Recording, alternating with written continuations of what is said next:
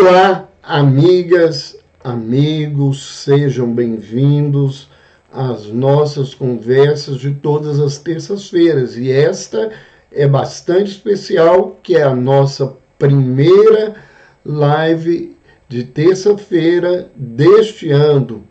Então, sejam bem-vindos. Nosso tema hoje é muito interessante. Nós vamos falar sobre verdades e saúde mental, né? Coloquei o título, que é uma frase de Jesus: conhecereis a verdade vos libertará. E a nossa proposta nessa noite é falar sobre verdade e saúde mental. Sejam bem-vindos, nós estamos aí recebendo vários amigos, Beto Guimarães, Rose Sander, Luiz Figueiredo, sejam bem-vindos. Doutora Adma Burechelt, acho que é assim que fala. Mariluce, a Ana Lúcia, seja bem-vinda. Regine Selle, bem-vinda, amiga. Edna Silva. Então, nós vamos falar sobre esse tema. É o nosso primeiro encontro nesse ano e desde já eu estou agradecendo a presença de vocês, a participação das pessoas, e podem colocar os seus comentários, as suas ideias, serão bem-vindas. Nós vamos estar respondendo as perguntas, nós vamos estar aproveitando os seus comentários na nossa conversa. Então vamos, né, guardar aí só mais um minutinho a entrada das pessoas, para que a gente, né, elas estão sendo avisadas que nós estamos ao vivo, para que a gente possa iniciar esse assunto que eu acho bastante importante e que nem sempre é levado né, pelas pessoas que trabalham com saúde mental no contexto que nós estamos trazendo nessa noite. Então vamos lá começar a nossa conversa. Colocar nossa água aqui mais perto.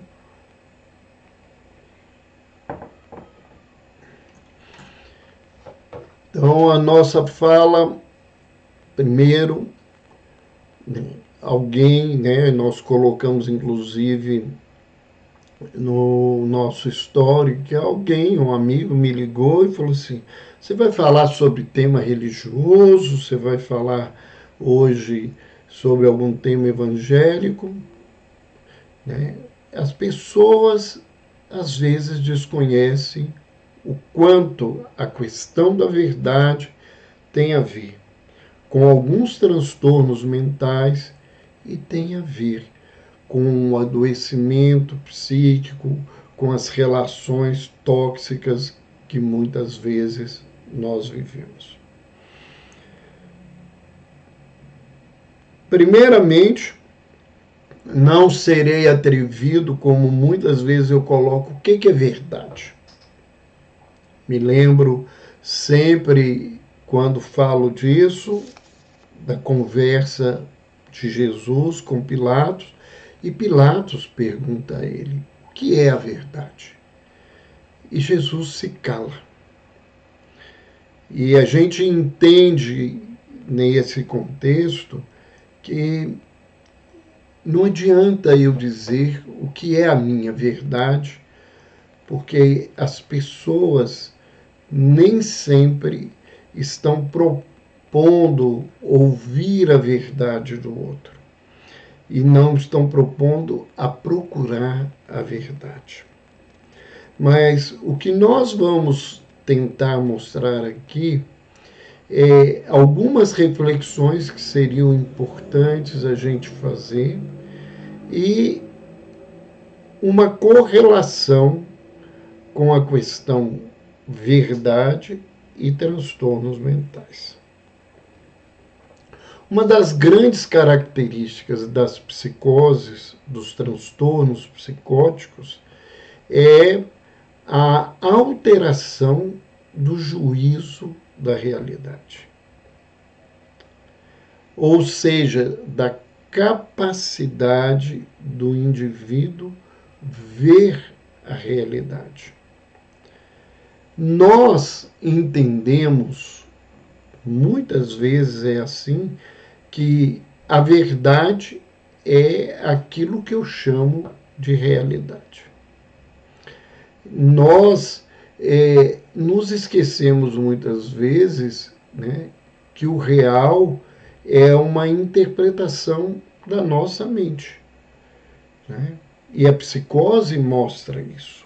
As pessoas que estão tendo delírio, elas leem a realidade de uma forma diferente. Mas não são só as pessoas que estão em delírio que têm uma leitura diferenciada da realidade, que interpretam coisas que nós acreditamos como verdade até como uma mentira e na leitura como uma mentira absoluta. Então, na psicose, muitas pessoas, por causa de uma alteração, elas discursam sobre verdades que não são verdades. Muitas pessoas que têm uma fragilidade emocional podem, diante de alguém que está vivendo um franco delírio, né, um delírio, adentrar a esse delírio e passar a acreditar naquilo que o indivíduo que se encontra fora do juízo de realidade acredita. Isso tem um nome, inclusive, dentro da psiquiatria francesa, que é chamado de folie à deux, que é traduzido em português, seria uma loucura a dois. Mas essa loucura a dois, ela pode ser loucura a 3, a 10, a 15 pessoas. As pessoas perdem o sentido da realidade e tomam atitudes sem crítica e convivem com essas situações. Nós temos na nossa história, não muito distante, algumas situações que pessoas adentraram na verdade, né, numa crença aonde elas assumiram um fato não real como real, ou uma crença interpretada de uma forma particular, e isso se transformou numa tragédia, né? Num determinado momento, o Jim Jones, ele fez com as pessoas que o seguiam, que elas, crendo que elas poderiam alcançar o reino dos céus, a felicidade, que elas matassem, envenenassem as crianças, as pessoas fragilizadas que estavam com elas, que elas se matassem. E essa matança foi muito grande, resultado de uma leitura de uma crença como uma verdade e que nós sabemos que nada mais era que uma estrutura enlouquecida de uma determinada comunidade. Então, esse é um fato. Os transtornos depressivos fazem com que as pessoas, por uma depressão, né, ou um quadro de ansiedade muito grave, fazerem interpretações da realidade, tomarem algo como verdade, o que não é compartilhado pela grande maioria das pessoas que estão ao seu redor.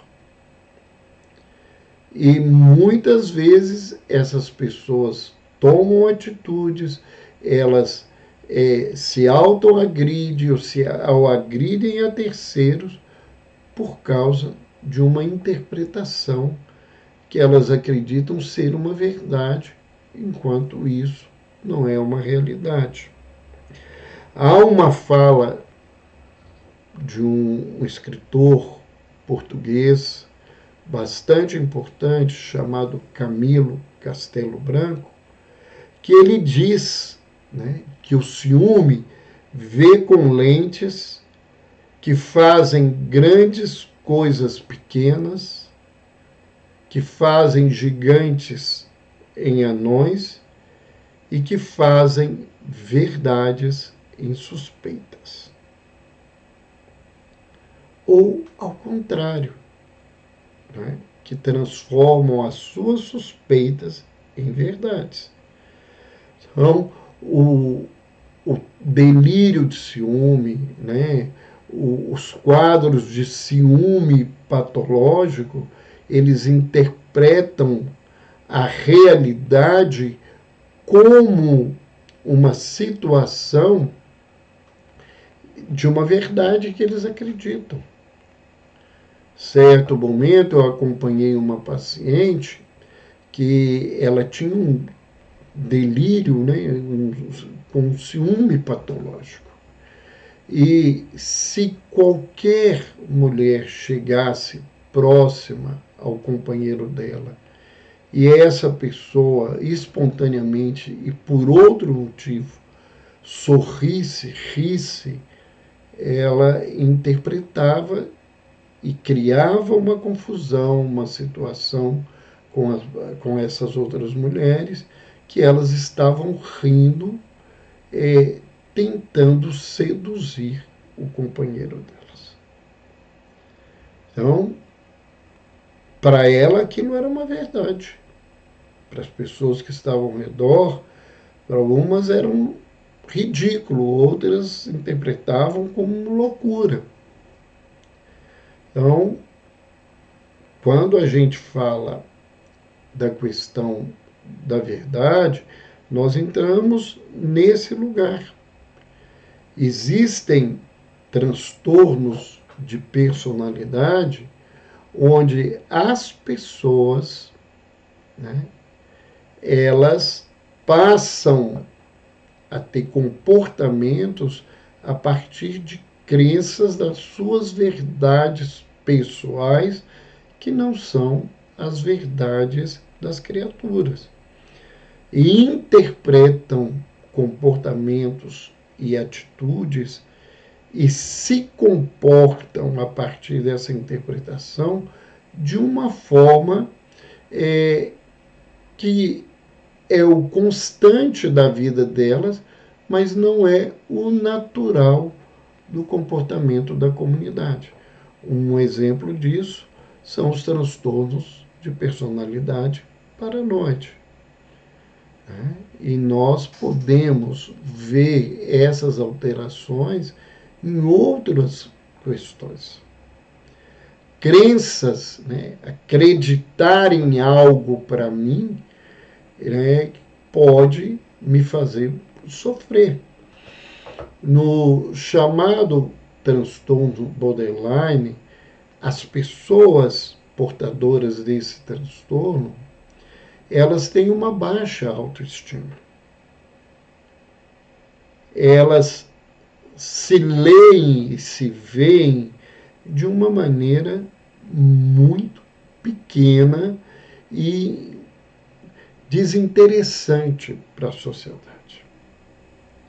O sofrimento é tão grande que elas desacreditam que alguém possa querer bem a elas, alguém possa amá-las. E quando alguém se aproxima de uma forma afetiva, elas começam a testar essas pessoas para ver se há exatamente um amor. Testar de tal forma que essas pessoas chegam num determinado momento que elas perdem a paciência, elas tomam comportamentos e aí o outro tem dentro dele a minha verdade era correta, porque ele não me ama como ele dizia que me ama. Quando, na verdade, a pessoa não deu conta dessa situação para a vida dela. Existe um quadro, né, que é a mitomania, onde a pessoa, né, ela tem um transtorno e esse transtorno se caracteriza por ela ter a necessidade de falar mentiras dentro do relacionamento. Mas não é falar mentira de esconder comportamentos errados ou de dizer coisas que são importantes ou relevantes. Uma coisa muito simples, só para vocês pensarem, ela viu um carro azul, mas ela tem a necessidade de dizer que aquele carro é vermelho. Porque essa mentira é uma necessidade dentro do seu comportamento doentio. Então, existem vários quadros que estão relacionados com a verdade, com a mentira, né? E isto precisa ser trabalhado numa psicoterapia. Muitas vezes essas pessoas precisam tomar remédio, os psicóticos, para retomarem a realidade, eles necessitam de uma medicação. As pessoas que estão deprimidas e que leem a realidade da vida com a sua verdade depressiva, precisa sair do quadro de depressão e depois que saem faz uma leitura muito diferente, né? Há deprimidos que o quadro chega a ser tão grave que eles sentem a necessidade de morrerem, de desaparecerem, de sofrerem, porque eles são responsáveis pela dor de uma pessoa que se relaciona com ele, da sua família, ou às vezes da sua comunidade. Então, para ele, naquele momento, isso é uma verdade. Não adianta você falar com ele, não foi você que provocou a guerra da Ucrânia. Ele acredita que ele é uma pessoa tão má, tão ruim. A energia dele é tão ruim no mundo que provoca as situações mais complexas na sua caminhada. Mas a gente convive hoje, no momento, com uma situação muito grave em relação à verdade ou às verdades que as pessoas têm. Essa situação é a situação dos extremismos ideológicos. sejam eles políticos, religiosos ou de qualquer conotação.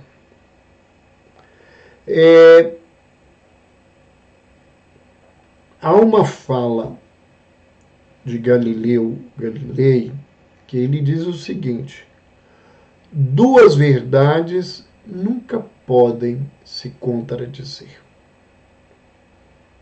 Então, esse grande sábio da ciência, ele nos traz uma afirmativa de que se a minha verdade é uma verdade e a sua verdade é uma verdade, elas não podem se contradizer. Mahatma Gandhi fala mais ou menos assim, né? Que duas verdades que parecem diferentes são como folhas diferentes de uma mesma árvore. Elas estão no mesmo lugar. E essa postura das criaturas diante Deus ser o dono da verdade, aquilo que eu falo é a total realidade, isso é muito complexo. Muito complexo. Há um provérbio chinês, eu já usei ele muitas vezes nas minhas palestras, eu falo muito isso com os meus pacientes, que numa discussão existem três lados: o meu, o seu e o certo. Quando há uma contenda, há uma contradição. A contradição, ela significa que essas duas coisas, ou uma seria verdade, que é o que a gente tenta provar, é que é a minha verdade, né? Mas que na realidade, na grande maioria das vezes, nós não temos duas verdades, às vezes nós temos duas mentiras, às vezes nós temos duas interpretações pessoais, mas a verdade, ela não é uma nem outra coisa. Muitos casamentos acabam por esses extremismos. Muitas discussões terminam em crimes por esse contexto. Porque a gente acredita que o que eu vejo, como eu ouço, como eu sinto, que é a verdade. Ah, mas o que eu vejo é o real. Eu vou dizer para vocês que o que a gente acredita que vê não é o que os nossos olhos mandam de imagem para o cérebro. Vamos começar numa questão, a retina registra as imagens invertidas. E quando eu envio da minha retina, através do nervo óptico, para a área da visão que fica na porção posterior, na região occipital do nosso cérebro, ali essa imagem é revertida, né? Ela estava invertida, ela é revertida, e eu tenho a leitura daquilo que eu vejo, mas não é daquilo que eu recolho. E essa simples mudança dentro da fisiologia, da anatomia do ser, ela é muito clara para nos ajudar a entender essas coisas. Então, há um ditado popular que diz que a, a coruja não vê o feio no filho. Né? Filho da coruja não é feio. Por quê? Porque aquilo que eu amo, aquilo que eu gosto, aquilo que eu quero, eu vejo com um olhar bom. E uma outra situação, uma outra pessoa, na mesma condição que eu não gosto, muitas vezes eu vejo com um olhar bastante ruim.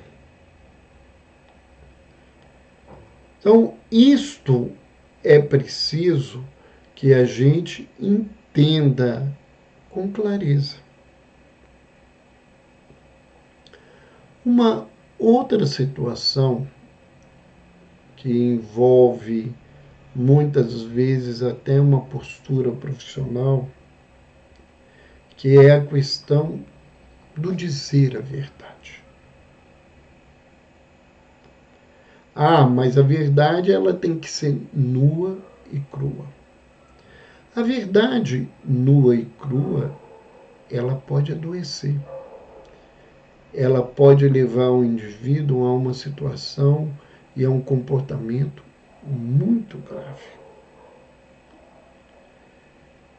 As pessoas precisam ter bom senso para lidar com a verdade. Infelizmente, na área de saúde, a escola americana, né, uma escola onde uma característica muito marcante é a dificuldade de lidar com o afeto, onde a frieza é entendida como qualidade, e isso também demarca o velho continente. A gente que viaja para esses lugares vê isso muitas vezes, mas isso é muito mais marcante a partir da escola médica americana, que diz que a gente tem que dizer todas as verdades, nuas e cruas, para quem nos escuta. E se você não ouviu essa história, eu vou fazer um testemunho pessoal para ver o tanto que isso é perigoso. Em 2006, no início de 2006, eu fui diagnosticado com um tumor. E esse tumor, depois, né, dos esclarecimentos, era um tumor maligno, um tumor de tireoide, e eu deveria me submeter a um tratamento. Mas num primeiro instante, o exame que eu tinha, ele só dizia do tumor. Ele não tinha nenhum esclarecimento do tipo de tumor que eu tinha. E eu fui encaminhado por um grande amigo e colega para um profissional, um cirurgião, a quem ele acreditava ser uma pessoa muito competente. Não posso questionar a competência técnica dele como cirurgião, porque não fiz o tratamento. Mas pude viver uma situação, falando de verdade, que é muito importante a gente compartilhar. Eu fui ao médico acompanhado da esposa. Eu tinha uma ideia da possibilidade da malignidade e conhecia as características do quadro.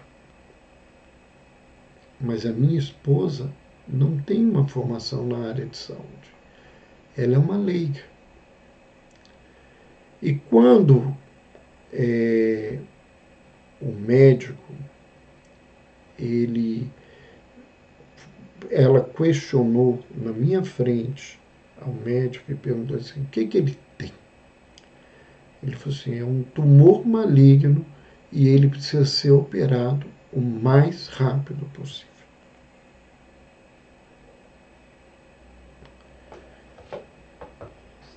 Naquele momento, eu vi que a minha esposa ficou transtornada. Ela perguntou, mas não teria que fazer uma biópsia para saber isso? Não, precisa disso. Eu sei, o que tem que fazer é tirar esse tumor.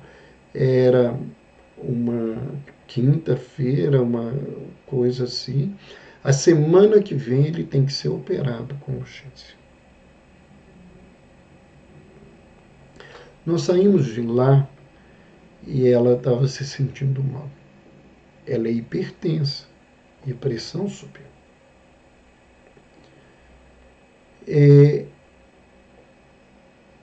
Eu fiquei muito incomodado com a forma que ele lidou, com frieza, sem nenhuma preocupação, com aquela mulher que estava ao lado do marido, que era uma pessoa especial na vida dele e diferenciada, que tinha filhos para criar, toda uma situação, e ele fez dessa forma.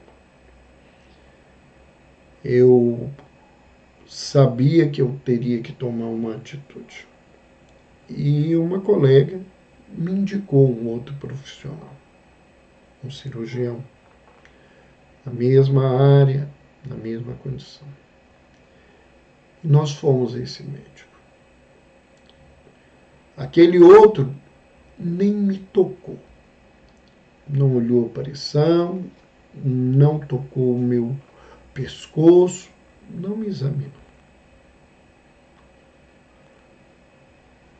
O cirurgião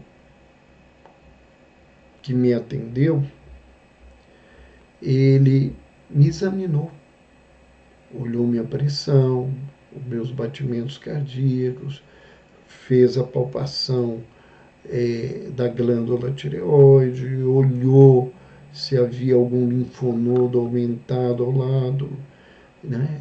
Se tinha as alterações. E ela perguntou para ele, da mesma forma que a outra, o que o meu marido tem? Ele virou-se, olha, ele, pelo exame, ele tem um tumor. E que tipo de tumor é esse? Olha, eu no momento não tenho como responder a senhora, porque nós vamos ter que fazer uma biópsia para a gente ter certeza do tumor que ele tem. Mas se a senhora está me perguntando, eu posso lhe dizer. Olha, na idade que ele está, ele provavelmente tem um tumor que vai ter que ser retirado. E isso é muito grave? Ela perguntou, ele falou com ela. Olha, eu já pedi, Papai do Céu, que se algum dia eu tiver um tumor maligno, que seja provavelmente o que o marido da senhora tem. Porque a recuperação é muito boa e a cura é uma das maiores em termos de um tumor maligno. Mas nós vamos ter que fazer isso tudo. Isso tem que ser rápido porque nós temos algumas coisas familiares, alguns compromissos. Nós já tínhamos planejado uma festa surpresa de 70 anos para minha mãe e que aconteceria. Ele, não. Senhora, ele pode fazer os exames, vocês podem fazer a festa, depois ele opera. Não tem nenhuma pressa nesse instante. Ele está com um tumor encapsulado, ou seja, fechado, no meio da glândula. O risco de estar com metástase é muito pequeno. Então vamos fazer a biópsia, vamos saber das coisas para tomar depois as atitudes. Quando eu saí de lá, eu perguntei a ela: o que você acha? Como é que você se sentiu diante das respostas dele? E ela me falou: se ele dissesse, depois de tudo que ele me esclareceu, que ali ele tinha que te cortar o pescoço, eu autorizaria. Ele deixou de dizer verdade.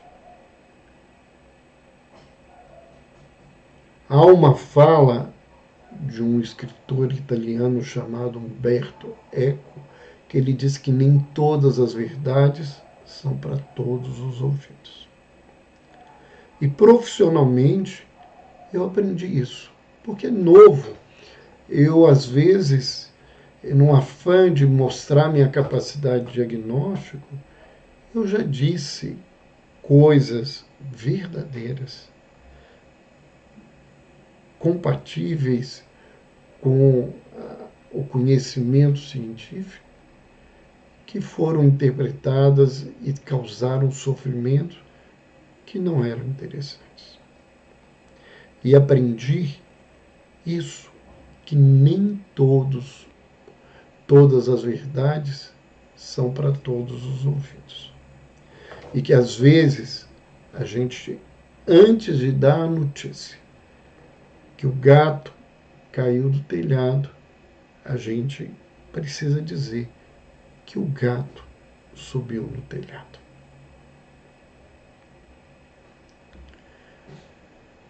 Durante a situação crescente de extremismo no Brasil, antes da pandemia já, muitas famílias criaram uma situação de ódio, de raiva, de contenda, separando pais com filhos, irmãos de irmãos, marido e mulher, porque as pessoas acreditavam serem donas da verdade. E aí eu não estou falando de um lado, não estou defendendo nenhuma visão ideológica. Eu estou dizendo que as duas visões cabiam muito bem dentro do provérbio chinês. Tem um lado, o outro lado e o lado certo. O lado verdadeiro. Então, nós temos que aprender que as verdades, elas são muito mais complexas que a gente imagina. Que as nossas posturas, elas são posturas de crenças que são nossas.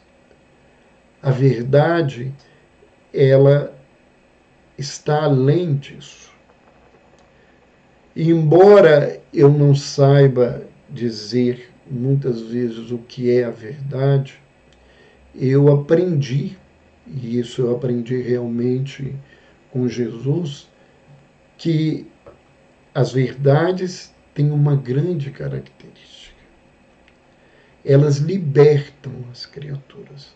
Elas fazem as pessoas serem livres. Pessoas que têm uma verdade, elas se tornam livres, mas livres internamente. Elas podem ser presas, elas podem ser condenadas ao que for, mas elas estão tranquilas dentro delas, porque a verdade fez com que elas se sentissem livres.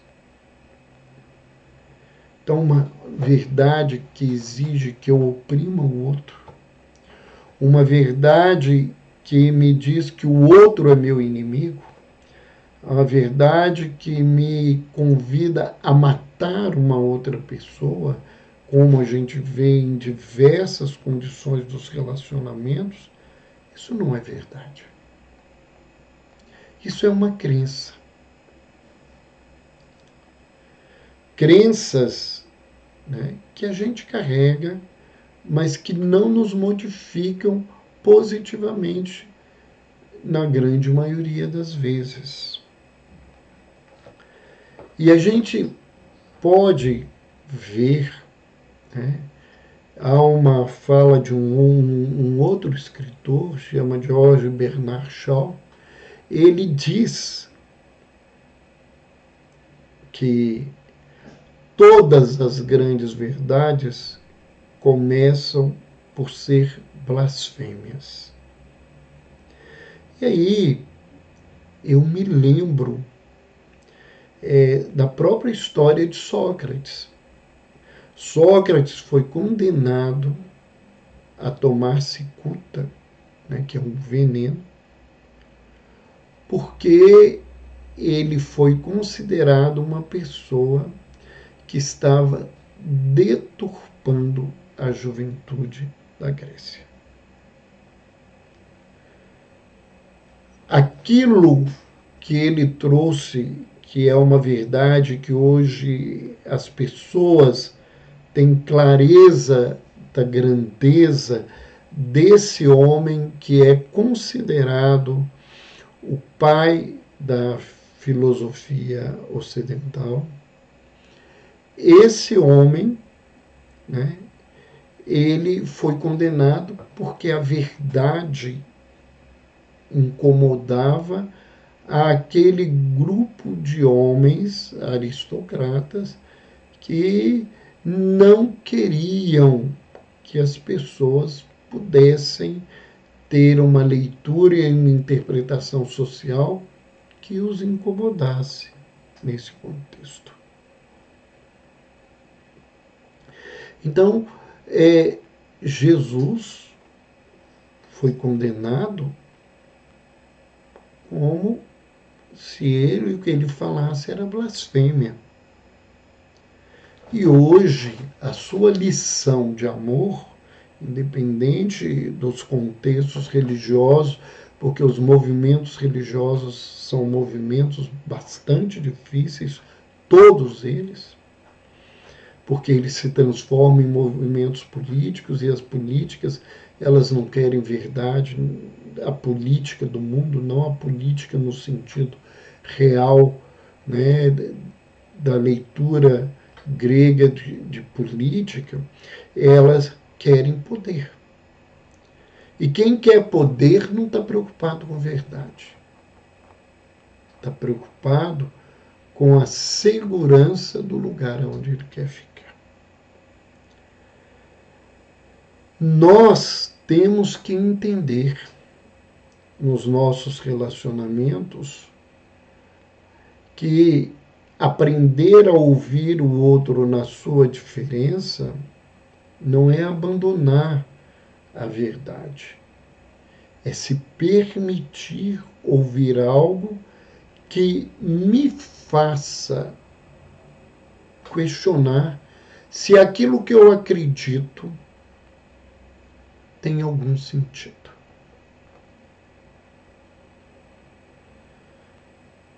E essa é acreditar, né?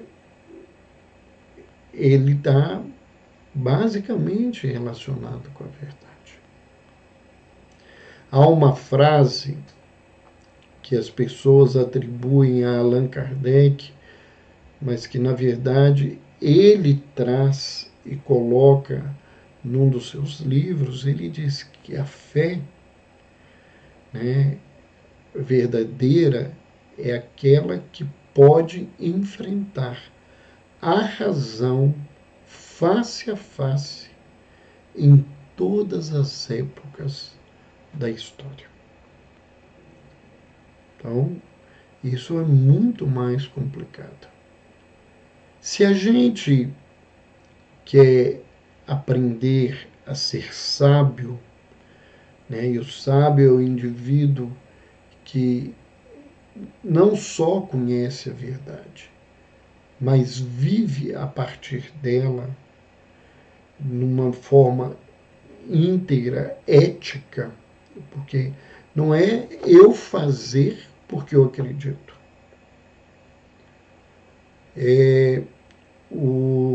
as criaturas dentro do terrorismo islâmico, elas aprendem que aquilo que elas vão fazer é verdade. Colocar bomba no corpo, se matar, fazer todo esse processo.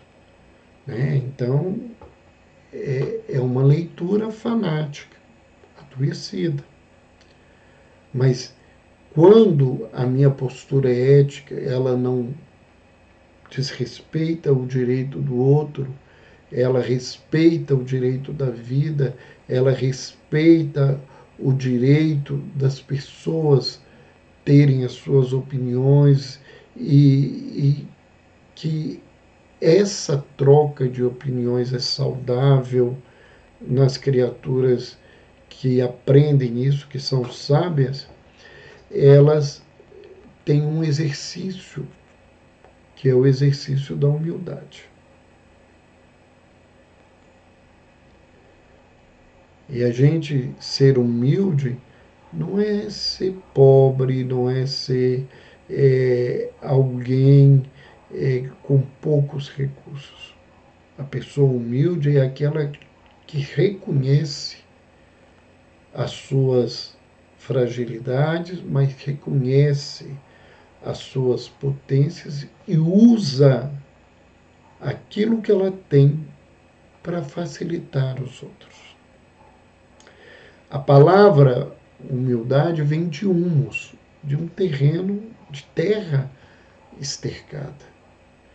E a terra estercada, ela é estercada com dejetos. Mas esses dejetos alimentam a terra e esses dejetos se transformam em alimento para a planta. E a planta vai nos dar flores e frutos. É isso que é ser humilde. É reconhecer que eu sou pequeno, mas que eu posso fazer melhor. É reconhecer aquilo que um outro grande sábio e inventor, que é Isaac Newton, diz: o que sabemos é uma gota, o que ignoramos é um oceano. E mesmo hoje, com tantas descobertas, com tantos conhecimentos, a gente tem que entender que o que a gente sabe é uma gota, o que a gente ignora é um oceano. E muitas vezes aquilo que a gente acredita que é verdade, que é certo, que é o adequado, é o correto, tempos depois a gente vai ver que aquilo não tinha nada disso. Eu tenho mais de 40 anos de profissão. Trabalho com psiquiatria há mais de 42 anos.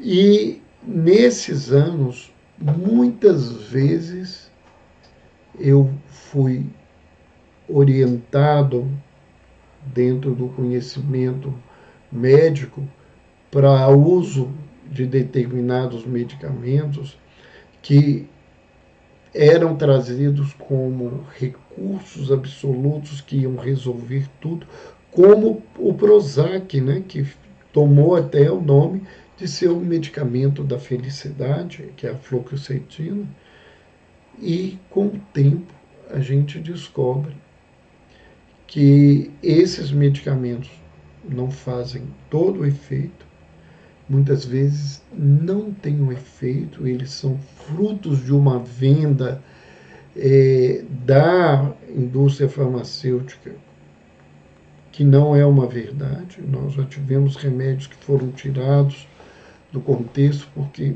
não tratavam ninguém, não resolviam nada. E a gente senhor do lugar que a gente estava, acreditava que aquilo era uma verdade. Então, verdade é também saúde mental.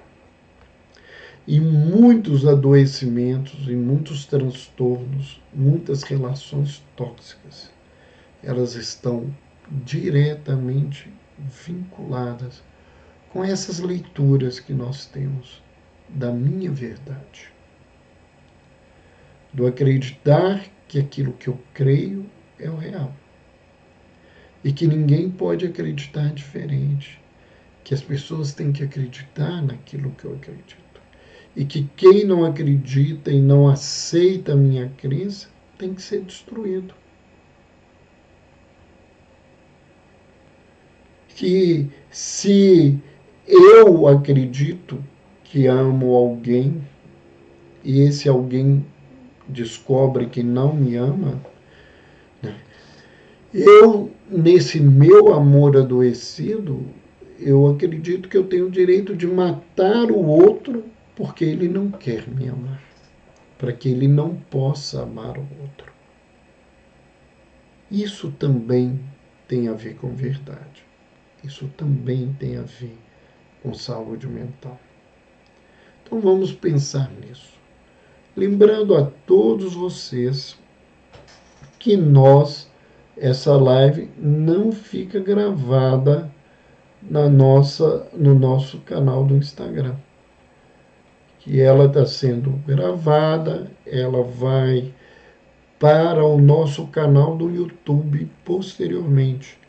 Quem não conhece, visita lá no YouTube, Dr. Roberto Lúcio, meu canal de saúde mental e espiritualidade. Lá você vai encontrar dezenas de lives, todas as lives que eu fiz, né, desde que eu criei o site, e você vai poder conhecer outros trabalhos que a gente tem sobre muitos assuntos em saúde mental e espiritualidade. Então, as pessoas que adentraram agora vão poder assistir depois no YouTube. Quem chegou na metade do momento vai poder assistir no YouTube.